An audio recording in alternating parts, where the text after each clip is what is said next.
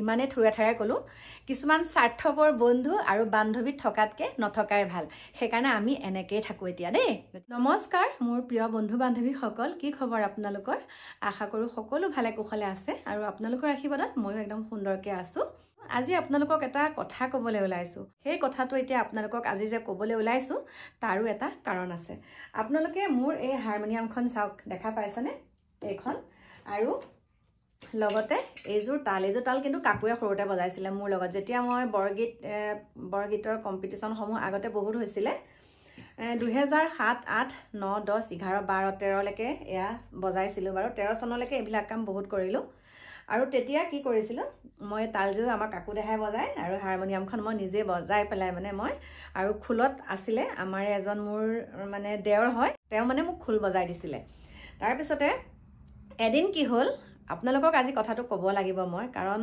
অকনমান আগত এটা ভিডিঅ' পালো মই ইউটিউবত সেইকাৰণে ভাবিছো ময়ো মোৰ মনৰ কথাখিনি আপোনালোকৰ ওচৰত কওঁ আজি অলপ দিনৰ পৰা কিন্তু কম বুলি ভাবি আছিলো সেই প্ৰসংগটোৰ ওপৰত আপোনালোকৰ লগত মই কিছুমান মতামত ল'ব বিচাৰিছিলো সেইকাৰণে এতিয়া কওঁ কাৰণ মই দেখা পাই থাকো তেনেকুৱা কিছুমান অনুষ্ঠানত যেতিয়া যায় তেতিয়া মই দেখা পাওঁ এই হাৰমনিয়ামখন বজাই পেলাই আমাৰ নিজৰ নামঘৰত আমাৰ খেলৰ নামঘৰত তেতিয়া কি হৈছিলে গম পাইছেনে আঞ্চলিকৰ অধিৱেশন হয় যে আঞ্চলিকৰ অধিৱেশন হৈছিল কথাখিনি বহুত আবেগত কৈছো আঞ্চলিকৰ অধিৱেশন হৈছিল আৰু বৰমুৰিয়া সকলে যেতিয়া দেখিব মোৰ ভিডিঅটো মই ভয় কেলে কৰিম যোনখিনি কথা মোৰ লগত হৈছে মইতো সেইখিনি কমেই ন আৰু কিছুমান কথা আছে হেয়াও কম তাৰ পিছতে এই হাৰমনিয়ামখন তেতিয়া মই লৈ গৈছিলো আৰু তাল বজাব মোৰ লগত কাকুৱে আৰু হাৰমনিয়াম মই নিজে বজাই পেলাই জাস্ট মই ষ্টেজৰ হেৰিত মানে আৰু আমাৰ যেহেতুকে সেই আঞ্চলিকৰ অধিৱেশন আছিলে আমাৰ নামঘৰ ভাগতে হৈছিলে তাৰ পিছতে মই বহিবলৈ ধৰণতে মোক আমাৰ মানে জ্যেষ্ঠ ভকত বুলি কয় আৰু এজন মানে কিছুমান ঠাইত কি হয় গম পাইছেনে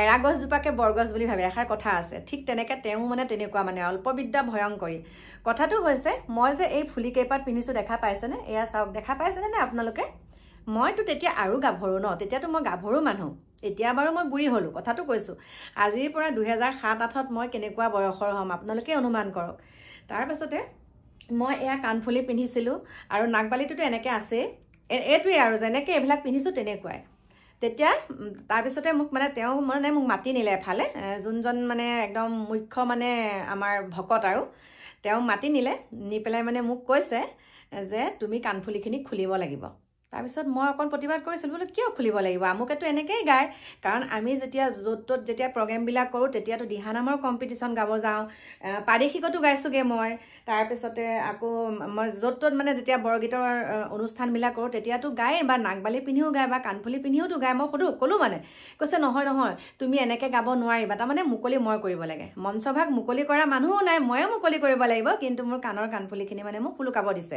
নাকফুলি খুলুকাব লগিয়া হৈছে কাণফুলি খুলুকাব লগিয়া হৈছে মই ভাবিছো যেনে তেনে অনুষ্ঠানটো চলি যাওক মই তাৰ পাছত প্ৰত্যুত্তৰটো দিম তাৰ পাছতে তেতিয়া ধৰক ইমান কথা বতৰাও ক'ব নাজানো মই মানে অকমান প্ৰতিবাদ কৰিছিলো যদিও তেতিয়া মানে মই তেওঁলোকৰ কথা মতে মই খুলুকাবলৈ বাধ্য হলো খুলুকাই পেলাই মই বৰগীত ভাগ সুন্দৰকে গালো গোৱাৰ পাছত তাৰ পাছত আকৌ মই কামপুৰত গাবলৈ গৈছিলো দেই আমাৰ 3 নম্বৰ কাকিটো মই গাবলৈ গৈছিলো তেতিয়া তাৰ পিছতে কাকিত যেতিয়া মই বৰগীত গাইছিলো তেতিয়া মই তাত পাইছিলো সেকেন্ড পুৰস্কাৰ বুটলিবলৈ সক্ষম হৈছিলো তাৰ পাছতে তেতিয়া মোৰ লগত কেবাগৰাকীও আছিলে কাছমাৰী আৰু আছিলে বাৰু নগাঁৱৰ কেবাগৰাকীও আছিলে তেওঁলোকে কিন্তু মোৰ নিচিনাকে কাণফুলিও পিন্ধিছে নাকফুলিও পিন্ধিছে কিন্তু আমাৰ আঞ্চলিকত মোক এনেকুৱাখিনি কৰিলে কিন্তু মই পাদেশিকত গাওঁতে কিন্তু মোক এবিলাক খুলুকাবলৈ দিয়া নাছিলে এতিয়া কথাটো কৈছো মই যোৱাকালি এটা ইউটিউবত ভিডিঅ' পালো তেওঁ কৈছে মানে তেওঁ বৰগীতৰ বিচাৰক হিচাপে আহিছে তাৰ পিছত তেওঁ মানে এইবিলাক পিন্ধি কৰি আহিছে এটা কথা কাৰণে এই কথাটো কৈছো সেই মানুহগৰাকীও মানে ইউটিউবৰ ভিডিঅ'টো মই দি থৈছো লিংকটো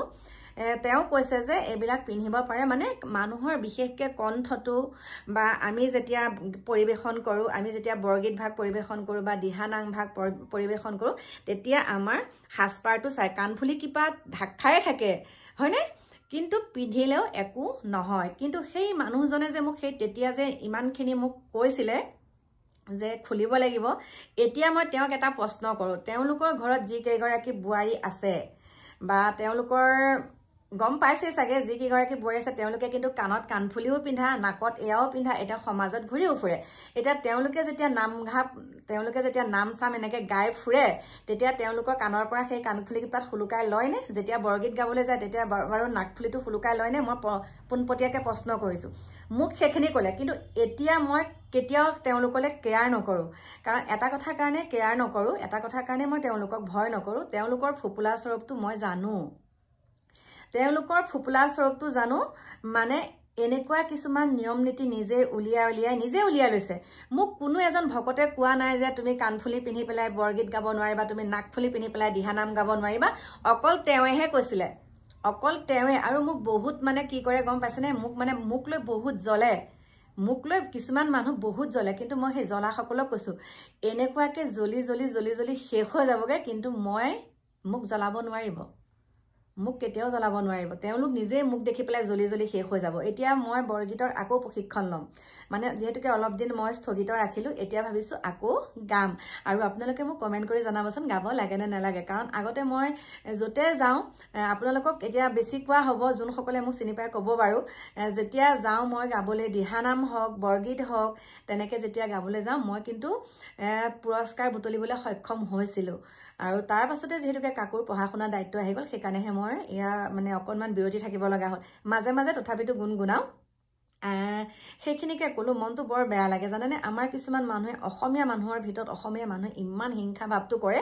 আৰু এতিয়া যে মই ওলাই কৰি যাওঁ, মোক দেখে, এতিয়া মই ভিডিঅ'টো বনাই থাকোঁ। এতিয়া তেওঁলোক গ'লেও মই কি কৰোঁ, মই ধুনীয়াকৈ ভিডিঅ'টো কৰি থাকোঁ। আৰু মাছ মাংস কথা আপোনালোকক কওঁ। এতিয়া মোৰ ঘৰত ল'ৰাটোৰ নিয়মকৰণ কৰোঁতে বিয়াখনৰ মাছ মাংস খাব নালাগিব, একদম ভিতৰত চাই গ'লহি যে একদম মাছ মাংস খাব নালাগিব দেই, নোৱাৰিবি কিন্তু, আমুক তামুক বহুত তাত গা দিলে।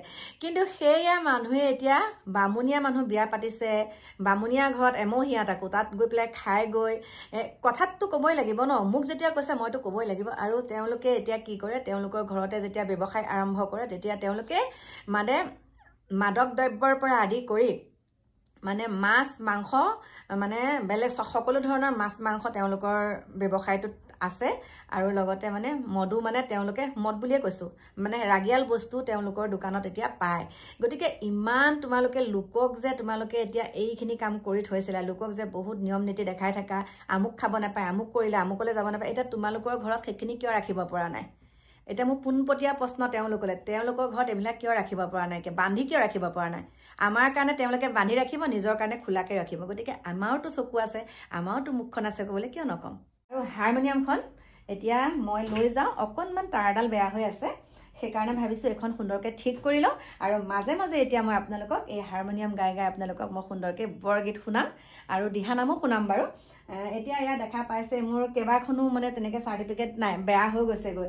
এইকেইখন যেনে তেনে বনাই থ'লোঁ, এই দুখন থাকিলে চাব লাগিব। যেতিয়া ঘৰ বনাইছিলোঁ তেতিয়া মানে বক্স পালেংবিলাকতে তেনেকৈ সোমোৱাই থোৱা হৈছিলে। যদি কোনোবা দিনা সময় পাওঁ ভালকৈ, তেতিয়া মই উলিয়াই পেলাই ধুনীয়াকৈ আকৌ বনাম, তেতিয়া আপোনালোকক দেখাম ক'ত ক'ত পাইছিলোঁ পুৰস্কাৰ।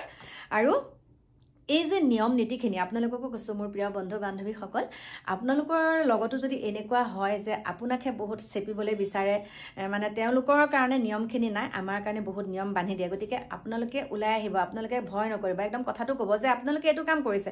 মইতো মুখৰ আগতে কওঁ, চাওক, আগতে মই নাইটি পিন্ধোঁ, কিবা পিন্ধোঁ, চুইদাৰ পিন্ধোঁ, তেতিয়া মানে মোক কয়, আমাৰ গাঁৱৰে কিছুমানে মোক কয়, তই একে এইটো পিন্ধি দেশ দুনীয়াখন ঘূৰি আহিলি, আমুক তামুক তেনেকৈ কয়। তেতিয়া কিন্তু মোৰ শহুৰ দেউতাক এই পৃথিৱীৰ পৰা নাইকিয়া হৈ যোৱাৰ পিছতহে মই পিন্ধিছোঁ, যিহেতুকে মোৰ মানুহজনৰ লগত মই চাকৰি জেগাত আছিলোঁ, সেইকাৰণে পিন্ধিছোঁ। তাৰ পাছতে এতিয়া চাওক, সেই যোনবিলাক মানুহে যে মোক কৈছিলে, তাৰপিছত একদম ঠেং জোকাৰি দেখোন শহু শাহুৰ মাজত দেখোন একদম নাইটি আৰু চুইদাৰ পিন্ধি বহি থকা দেখিলোঁ। তেতিয়াতো মই কমেই বোলো, মোক যে কৈছিলে এতিয়া আপুনি কি কৰিছে, আপোনাৰ বোৱাৰী কিয় তেনেকুৱা, এতিয়া কিনো কবি বোলো। সেইকাৰণে ল'ৰা ছোৱালী থকা মানুহে কেতিয়াও বৰ কথা মাতিব নালাগে, এইখিনিকে ক'লোঁ। আৰু কি বুলি ক'ম এতিয়া, মই যেনেকুৱা সকলো তেনেকৈ হ'লে ভাল পাওঁ। চিন্তাধাৰাবিলাক মোৰ যোনটো চিন্তাধাৰা, মই যেনেকৈ এতিয়া ঘৰখন ৰাখিছোঁ, আৰু মই কৈছোঁ মই যেনেকৈ আছোঁ মই বহুত সুখী। বেলেগে মোক এনেকৈ মানে আঙুলি মাৰি থাকিব নালাগে, বেলেগে মানে মোক এতিয়া খুচি থাকিব নালাগে। মানে আমাৰ মকামিলাখিনি দেখি বেলেগে হিংসা কৰি লাভ নাই, দেই বেলেগে হিংসা আৰু বেলেগৰ কথা মই ইমান কোনো নুশুনো বেলেগে মোক যিমানে যি কৰক এটা কথা আকৌ কৈছোঁ দেই আমাৰ ওচৰ চুবুৰীয়াই হওক বা যোনেই নহওক বেলেগৰ কথা মোৰ ল'ৰাটো ইমানকণ নুশুনে মোৰ ছোৱালীজনী ইমানকণ নুশুনে মোৰ মানুহজনেও নুশুনে আৰু ময়ো নুশুনো মোৰ ঘৰৰ মানুহো নুশুনে সিমানখিনিয়ে ক'লোঁ